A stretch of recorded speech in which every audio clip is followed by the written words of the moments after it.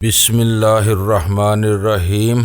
गुमनाम हीरो के मुअज़्ज़ज़ नाज़रीन, अस्सलामु अलैकुम। आइए चलते हैं कहानी की तरफ। किचन में मिट्टी के तेल का चूल्हा इस्तेमाल होता था। कैरोसिन का ड्रम किचन के दरवाजे के बाहर की तरफ दीवार के साथ रखा हुआ था। बिमला की चलाई हुई आखिरी गोली इसे ड्रम में लगी। तेल की धार बह निकली जिसने फौरन ही आग पकड़ ली। किचन के सामने आग बड़ी तेजी से फैलने लगी थी। बिमला इस आग की परवाह किए बगैर दौड़कर किचन के करीब पहुंच गई। दरवाजा बंद ही था। इसने बाहर से कुंडा लगा दिया। फर्श पर बहता हुआ तेल दरवाजे के नीचे से किचन के अंदर दाखिल होने लगा। इस तरह आग के शोले अंदर भी पहुंच गए थे। अंदर से दरवाजा दड़दड़ाया जाने लगा। शेरपा ने दीनानाथ को छोड़कर मधुबाला की तरफ दौड़ लगा दी थी। दीनानाथ ने हाल के अकबी दरवाजे की तरफ भागने की कोशिश की तो मैंने लपक कर इसे पकड़ लिया। शेरपा मधुबाला को कंधे पर लाद कर बाहर की तरफ दौड़ा। आग बड़ी तेजी से फैलने लगी थी। मैंने चीख कर बिमला को बाहर निकल जाने को कहा और दीनानाथ को घसीटता हुआ मैं भी दरवाजे की तरफ लपका। शेरपा ने मधुबाला को इमारत से दूर ले जाकर घास पर डाल दिया और दौड़ता हुआ पोर्च में पहुंच गया। साहब जी, अपना गाड़ी निकालो, दूर ले जाओ, गेट की तरफ जल्दी करो, इसने मेरी तरफ देखते हुए चीख कर कहा और पांडे वाली गाड़ी का दरवाजा खोलकर अंदर बैठ गया। मैंने दीनानाथ को बिमला के हवाले कर दिया और दौड़ता हुआ अपनी गाड़ी में बैठ गया और इंजन स्टार्ट करके इसे रिवर्स गियर में पीछे गेट की तरफ लेता चला गया। शेरपा भी अपनी गाड़ी पीछे ले आया था। हवेली के हाल में आग फैल गई थी। मिट्टी का बहता हुआ तेल जहां भी पहुंचा था वहां इसने शोले भड़का दिए थे। अंदर से चीखों की आवाजें भी सुनाई दे रही थी। पांडे और नेपाली मुलाजमा की लाशें भी अंदर ही थी। इन्हें बाहर निकालने का मौका ही नहीं था। मैं जानता था कि चंद मिनट में पूरी हवेली आग की लपेट में आ जाएगी। मेरी कार की डिग्गी में एक रस्सी मौजूद थी। मैंने रस्सी निकालकर दीनानाथ के हाथ पैर बांधकर इसे कार की पिछली सीट पर डाल दिया, लेकिन मेरी समझ में नहीं आ रहा था कि इस वक्त हम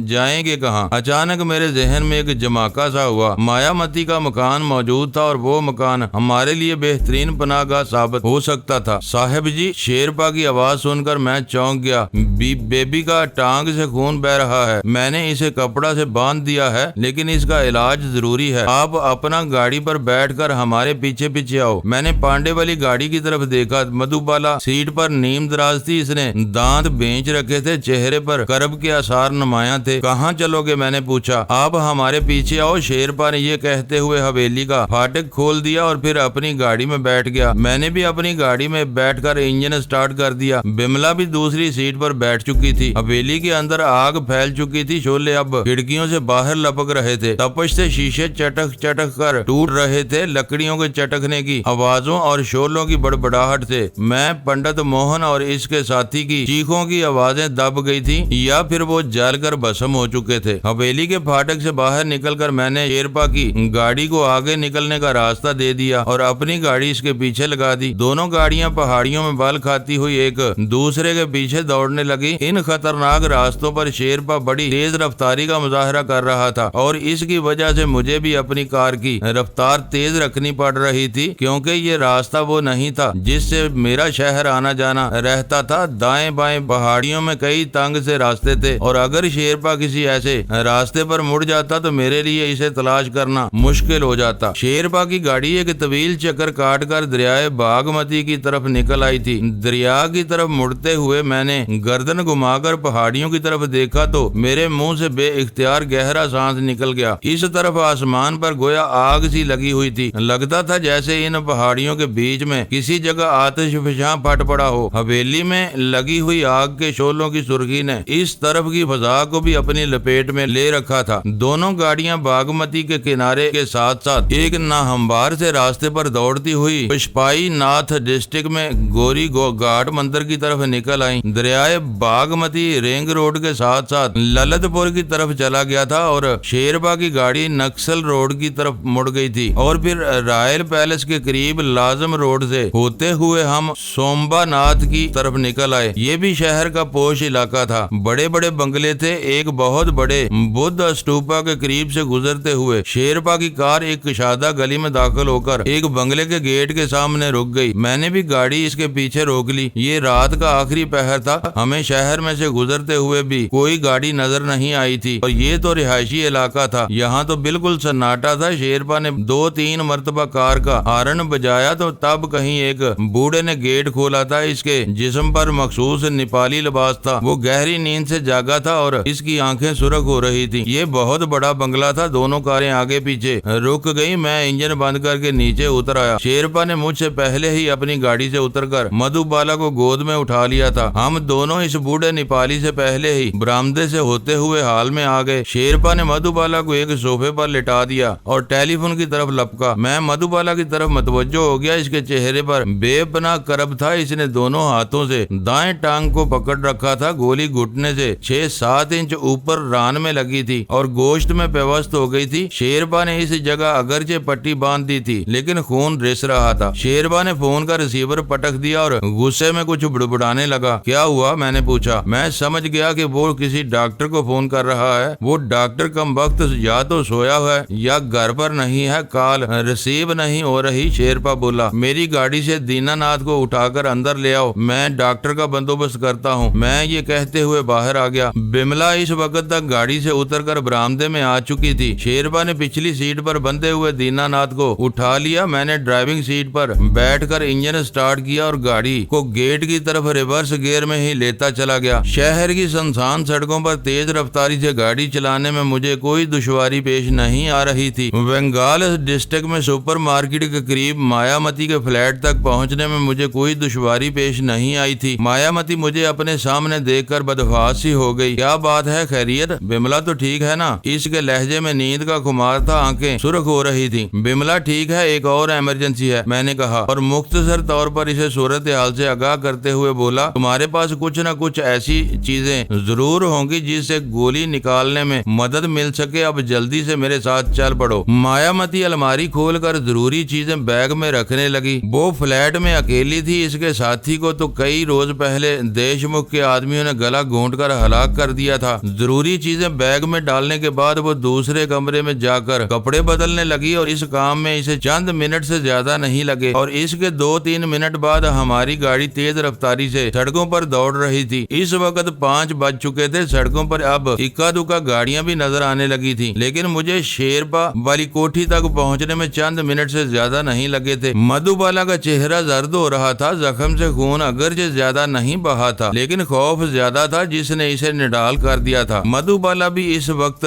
शब ख्वाबी के लिबास में थी। ये मैक्सी किस्म का लिबास था जिसका एक हिस्सा खून आलूद हो गया था। मायामती ने फौरन ही अपना काम शुरू कर दिया। ये भी गनीमत था कि इसके पास घर में ऐसी चीजें मौजूद थी जो इस वक्त काम आ रही थी। खास तौर पर लोकल एंथीसिया का इंजेक्शन तो बहुत काम दे रहा था। बिमला मधुबाला के पास इस तरह बैठ गई कि इसकी नजरें अपने जख्म की तरफ न उठ सके, जबकि मैं इस ऑपरेशन में मायामती की मदद कर रहा था और शेरपा जख्मी भेड़िए की तरह गुर्राता हुआ आसपास टहल रहा था। मायामती तेजधार नश्तर की मदद से जख्म को अंदर से कुरेदती रही। गोली गोश्त में अड़ी होकर फंस गई थी और इसे निकालने में खासी दुश्वारी का सामना करना पड़ा था। मायामती तजर्बाकार नर्स थी। वो कई नाजुक ऑपरेशनों में अस्पताल के सर्जन की मदद कर रही थी। इसका अस्पताल का तजर्बा इस वक्त काम आया और वो ये ऑपरेशन करने में भी कामयाब हो रही। गोली निकल आई। ड्रेसिंग के बाद मधुबाला को कमरे में ले जाकर बेड पर लिटा दिया गया। मायामती ने इसे एक और इंजेक्शन लगा दिया, जिसके थोड़ी ही देर बाद वो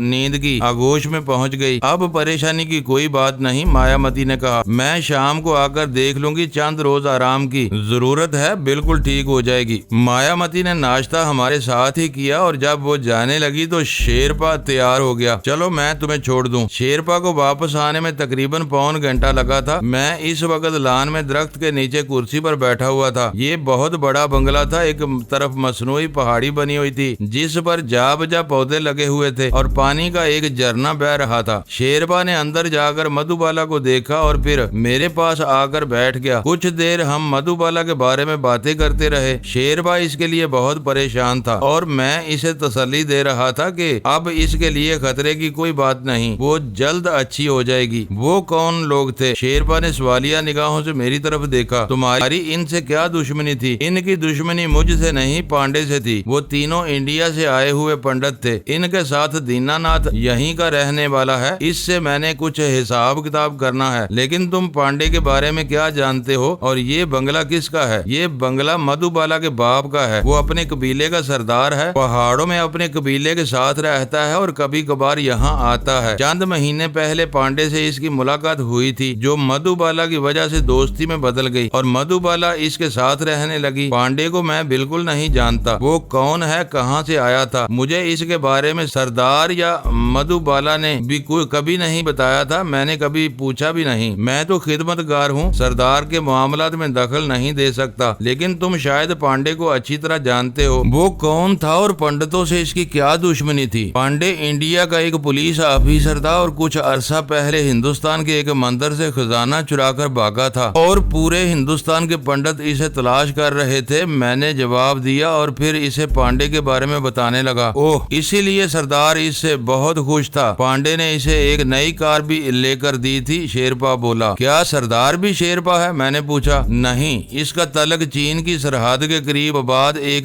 ग्वादरी कबीले से है। इनकी कदीम रस्में बड़ी अजीबो गरीब हैं। यूं तो ये कबीला इन पहाड़ों में चाय की काश्त करता है, लेकिन इनकी आमदनी का बड़ा जरिया इनकी औरतें हैं। मैं समझा नहीं। मैंने उलझी हुई नजरों से इसकी तरफ देखा। इस कबीले की औरतें बड़ी हसीन होती हैं, शेरपा ने जवाब दिया। ये औरतें शादी के बगैर भी दूसरों के साथ रहने में कोई हर्ज नहीं समझती और इनके मर्द इसका मुआवजा वसूल करते हैं। एक औरत कई दिन, कई महीने या कई साल तक किसी मर्द के साथ रह सकती है। लड़की के घर वालों को इसका किराया मिलता रहता है। ये किराएदार पर मुनहसर है कि वो किसी औरत को कितना अरसा अपने पास रखना चाहता है। ऐसे ही समझ लो जैसे तुमने 6 महीनों के लिए कोई मकान किराए पर लिया, किराया दा पूरा हो गया तो मकान छोड़ दिया। ये मर्द की पसंद पर मुनहसर है कि वो किराए की मुद्दत बढ़ा भी सकता है। हैरत अंगेज, मैंने कहा। इसमें हैरत की कोई बात नहीं, शेरपा ने जवाब दिया। मैंने तुम्हें मस्तांग कबीले के बारे में भी बताया था, जिसकी औरतें बैक वक्त कई कई शादियां करती हैं। बहरहाल वो आदमी कौन है जिसे तुम बांध कर यहाँ लाए हो? तुमने कहा था कि इसके साथ तुम्हारा भी कुछ हिसाब है। हाँ, मैंने कहा और फिर इसे इन लोगों के बारे में बताने लगा। आखिर में मैं कह रहा था, नेपाल के लोग बहुत सादा लोग हैं। ये लोग मेहनत और मुशक्कत पर यकीन रखते हैं, लेकिन ये लोग इन लोग के खून में हीरोइन का जहर भरकर इनकी जिंदगियों को निचोड़ लेना चाहते हैं। दीनानाथ इसी ग्रोह का आदमी है जो इत्तेफाक से हमारे हाथ लग गया है। मैं इसी से कुछ बातें पूछना चाहता हूँ। तो फिर चलो, देर क्यों कर रहे हो? शेरपा एक झटके से उठकर खड़ा हो गया। इससे जो कुछ पूछना है पूछ लो और फिर इसका गला घोंट कर लाश पहाड़ियों में फेंक देंगे। कुत्ते और भेड़िए दावत उड़ाएंगे। हम उठकर अंदर आ गए। मधुबाला सो रही थी और इसके करीब ही सेटी पर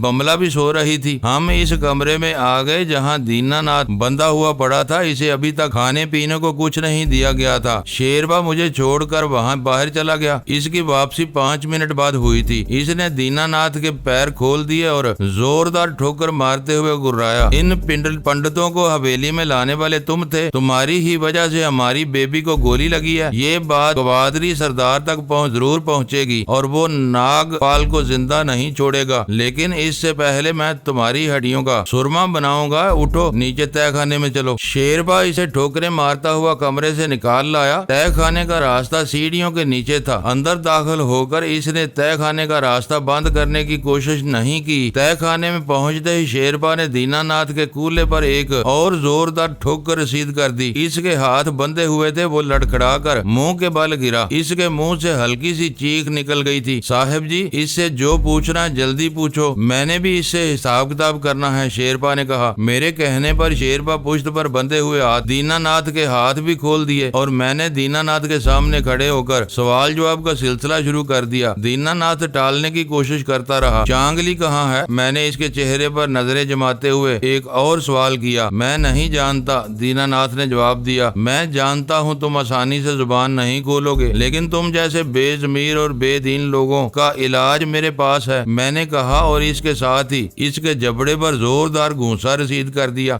दीनानाथ लड़खड़ा कर पीछे हटा। इसके मुंह से खून की धार बह निकली थी। वो आस्तीन से खून पूछने लगा, लेकिन इसी वक्त शेरपा ने इसकी कनपट्टी पर घूंसा मार दिया। दीनानाथ एक बार फिर चीख उठा। साहब जी, आप सवाल पूछो, दूसरा काम मैं करता हूँ, शेरपा ने कहा और दीनानाथ के मुंह पर दूसरा घूंसा जड़ दिया। और फिर मैं सवाल पूछता रहा और शेरपा दीनानाथ की तवज्जो करता रहा। एक मौका पर दीनानाथ ने भी शेरपा के मुंह पर घूंसा रसीद कर दिया। शेरपा का निचला होंठ फट गया और खून रिसने लगा। मुझे हाथ मारकर बहुत अच्छा किया तुमने, शेरपा गुर्राया। अब मुझे गुस्सा आएगा और मैं तुम्हारी कुछ सेवा कर सकूंगा। और और फिर शेरपा को वाकई गुस्सा आ गया। वो दीनानाथ पर ताबड़तोड़ हमले करता रहा, कभी इसे उठाकर पटक देता और कभी इस पर लातों और गोंसों की बारिश कर देता। दीनानाथ वाकई बहुत सख्त जान साबित हुआ था। इसकी चीखें तय खाने में गूंजती रहीं और बिल आखिरी से जुबान खोलनी ही पड़ी। इसने जो कुछ भी बताया वो बड़ा सनसनीखेज था। इसके कहने के मुताबिक नागपाल के 2 आदमी हंगामों के दौरान जनूबी नेपाल की तरफ चले गए थे, जहां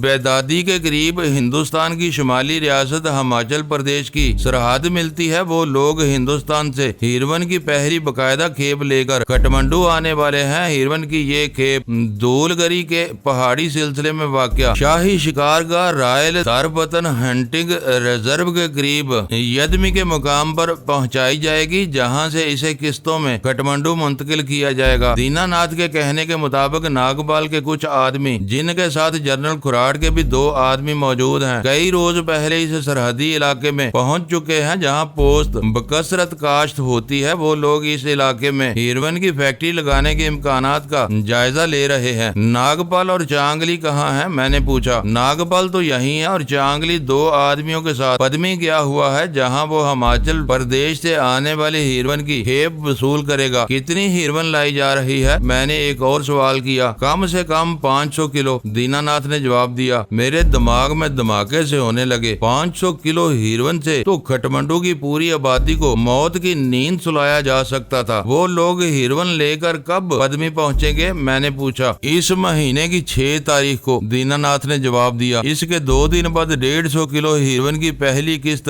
काठमांडू पहुंचा दी जाएगी और शहर में हिरवन का जो सैलाब आएगा इसे कोई नहीं रोक सकेगा। अक्लमंद लोग तो वही होते हैं जो सैलाब आने से पहले ही बांध लें। मैंने कहा, हमें पता चल गया है, इसलिए अब हिरवन का ये सैलाब काठमांडू की तरफ नहीं आएगा और तुम इसके साथ अब मेरा हिसाब बाकी है। शेरपा ने मेरी बात काट दी। कवादरी सरदार को अगर पता चल गया कि इसकी बेटी को नागपाल के किसी आदमी ने गोली मारकर जख्मी किया है तो वो अपने पूरे कबीले के साथ नागपाल पर चढ़ दौड़ेगा। शहर में एक बार फिर खूनी हंगामे शुरू हो जाएंगे, कई बेगुनाह लोग भी मारे जाएंगे। इसलिए मैं कोशिश करूंगा कि सरदार को इस वाक़े की इतला ना मिलने पाए। बाद में किसी वक्त पता चलेगा तो हम इसे संभाल लेंगे। तो फिर इसका क्या करोगे? मैंने पूछा। इसकी हड्डियों का सुरमा बनाऊंगा, शेरपा ने हंसते हुए जवाब दिया। तुम ऊपर चले जाओ साहब जी, मैं इसको देख लेता हूँ। मैं चंद लम्हे शेरपा और दीनानाथ की तरफ देखता रहा, फिर ऊपर आ गया। कमरे में झांक कर देखा तो बिमला और मधु इस वक्त भी सो रही थी। मैंने बूढ़े नेपाली को चाय के लिए कह दिया और बाहर आकर दरख्त के नीचे कुर्सी पर बैठ गया। थोड़ी ही देर बाद बिमला बदहवासी के आलम में दौड़ती हुई बाहर आ गई। ये चीखों की आवाज कहाँ से आ रही है? वो वहशतज़दा सी नजरों से इधर उधर देख रही थी। घबराओ नहीं, मैंने जवाब दिया। शेरपा तय खाने में दीनानाथ के साथ बॉक्सिंग की मशक कर रहा है। ओह, बिमला ये कहते हुए दूसरी कुर्सी पर बैठ गई। इसके थोड़ी ही देर बाद बूढ़ा नेपाली 2 कप चाय ले आया। इसने गालबन बिमला को भी आते हुए देख लिया था। तय खाने से दीनानाथ की चीखों की आवाज मैं भी सुन रहा था। 20-25 मिनट बाद आवाजें बंद हो गईं और फिर शेरपा बरामदे वाले दरवाजे से बाहर आता हुआ दिखाई दिया। इसने कंधे पर एक बोरी लाद रखी थी जिसका मुंह रस्सी से बंधा हुआ था। बूढ़ा नेपाली भी दौड़ता हुआ इसके पीछे ही बाहर की आ गया। इसने कार की डिग्गी खोल दी। शेरपा ने बोरी डिग्गी में डाल दी और बूढ़े से कुछ कहता हुआ हमारे पास आ गया। थोड़ी देर बाद बूढ़ा इसके लिए भी चाय ले आया था। शेरपा का चेहरा तासरत से बिल्कुल आरी था। मैंने अंदाजा लगा लिया था कि डिग्गी में रखी जाने वाली बोरी में क्या हो सकता है। कहीं जा रहे हो शेरपा? बिमला ने इसकी तरफ देखते हुए पूछा। इस बोरी में क्या है जो तुमने कार की डिग्गी में रखी है? दीनानाथ की लाश, शेरपा ने सपाट लहजे में जवाब दिया। बिमला एकदम उछल कर कप इसके हाथ से छूटकर नीचे गिर गया। इसने मुंह पर हाथ रखकर उबकाई रोकने की कोशिश की मगर इसे कह हो गई। मैं अपना कप मेज पर रखकर तेजी से इसकी तरफ लपका। शेरपा भी परेशान हो गया। इसने बूढ़े को आवाज देकर ठंडा पानी मंगवाया और बिमला के सामने 2 जानू होकर बैठ गया। माफ करना मेम साहब, वो माजरत अमेज लहजे में बोला। मुझे आपके सामने ऐसी बात नहीं करनी चाहिए थी, पर क्या करूं, मैं बहुत सीधा आदमी हूं, झूठ नहीं बोलता। आपने पूछा बोरी में क्या है, मैंने बता दिया। आप तो बहुत बहादुर औरत हो, मुझे क्या पता आपका तबीयत खराब हो जाएगा। कोई बात नहीं, ठीक हो जाएगी। मैंने शेरपा के कंधे पर हाथ रख दिया। इसके चेहरे पर नदामत के आसार उभर आए थे। बूढ़ा नेपाली पानी ले आया था। बिमला ने कुली की, मुंह पर छींटे मारे और कुर्सी पर बैठ गई। शेरपा चंद लम्हे इसकी की तरफ देखता रहा, फिर उठकर गाड़ी में बैठ गया। इसके साथ ही इसने बूढ़े को गेट खोलने का इशारा कर दिया था। गाड़ी का इंजन स्टार्ट हुआ और वो हरकत में आकर गेट से बाहर निकल गई। मैं थोड़ी देर तक बिमला के साथ लान ही में बैठा रहा, फिर इसे वहीं छोड़कर हाल में आ गया और फोन का रिसीवर उठाकर पुलिस हेडक्वार्टर के नंबर मिलाने लगा। इंस्पेक्टर आजम खान को मालूम था कि मैं पांडे की हवेली में ठहरा हुआ हूँ। हवेली में आतिशज़दगी की इतला तो सुबह सवेरे ही शहर पहुँच गई होगी और जाहिर है पुलिस भी वहाँ गई होगी। आजम खान को जब पता चला होगा तो वो बहुत परेशान हुआ होगा। आजम खान चंद मिनट पहले ही दफ्तर पहुँचा था। मेरी आवाज सुनते ही वो चीख उठा, अरे कहाँ हो तुम? बिमला कहाँ है? हम महफूज हैं, मैंने जवाब दिया। मुझे अफसोस है कि भाग दौड़ की वजह से तुम्हें इतला नहीं दे सका था। क्या हुआ, हवेली को आग कैसे लगी थी? आजम खान ने पूछा। अब सूरत हाल कैसी है? मुअज़्ज़ज़ नाज़रीन, लाइक करें, शेयर करें और कमेंट्स बॉक्स में पाक आर्मी जिंदाबाद, पाकिस्तान पाइंदाबाद का नारा ज़रूर दर्ज करके अपने मुल्क पर फ़ख्र करें और पाकिस्तान की बुनियादें मजबूत करने में अपना किरदार अदा करें। वीडियो देखने का शुक्रिया। मुअज़्ज़ज़ नाज़रीन, अपना ख्याल रखिएगा और हमारे चैनल का भी। ISI पाक आर्मी जिंदाबाद, पाकिस्तान पाइंदाबाद।